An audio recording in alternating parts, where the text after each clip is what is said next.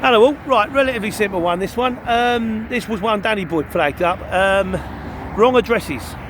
He said, I got extra money because the shipper put the wrong address on the paperwork.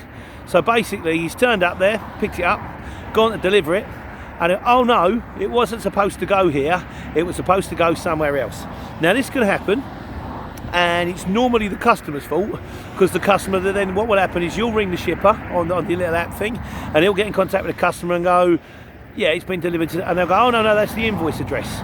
Yeah, but they'll go, yeah, but that's the address you gave us to deliver to. So, oh no, it's supposed to go the other one, in which case the shipper will then tell the customer, say, well, we can re-deliver it, but obviously it's going to be a re-delivery charge, and then they'll pass that one on to you. So it's quite nice. It's also the same if you get a load on board and it gets refused. Very rarely happens, but it's lovely if it does. Say, for example, you get it to the place and they go, no, we're not taking that, mate, or it won't go, or you turn up, it's happened to me before, you turn up and they're shut, and you go, right, what do you want me to do with it? Then you've got to take it back.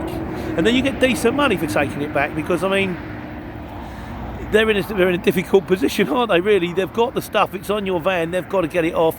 Normally, it's fair to say you charge the same money for taking it back, unless, for some reason, you know, you gave them very cheap to take it there.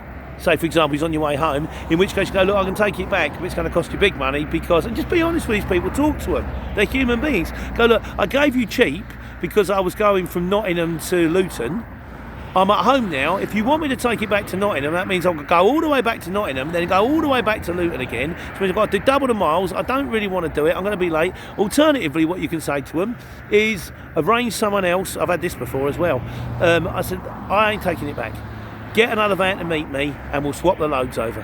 Which is absolutely fine, unless it's a 500 kilo pallet that's been put on with a fork truck, in which case you're in trouble. But as coming back to the addresses thing, Dan, I've done it before, but I did it the other way round. In my fledgling days early on, when I started on the CX, I kind of, I took a job, I was nearly home, and it was in Luton, and it was going right round the 25 to past Heathrow. And I took it was only about 2 after in the afternoon. Of course, totally failing to take into account the fact that by the time I get on at 25, everything grounds to a halt, and I've gone for miles. And I thought myself, as I was going and going, but I'm sure this job wasn't going to take this long. Gone to driven it. I've got there. I went, the place is closed, and I've rung them, and they went, yeah, you've delivered it to the invoice address. Be careful when you look on the paperwork. Deliver it to the address it says on the CX, not on the one on the paperwork. It says you've delivered it to the invoice address. You were supposed to deliver it to the site. I'm like, oh, and I was so apologetic, frightened of negative feedback. But the lady was lovely, and she said, don't worry, leave it there. We'll get it shipped across in the morning. But I probably ended up doing an extra 30 miles on around the 25, well past the site I was supposed to deliver it to take it to the invoice address, and then 30 miles back. But we learn as we go.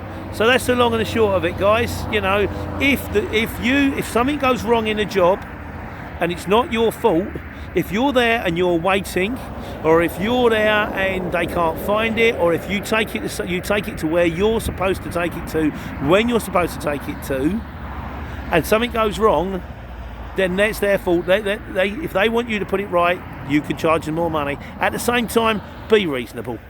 You know, just because you've got someone's head on the block doesn't mean you have to swing the axe. We can all be nice. Anyway, that's it.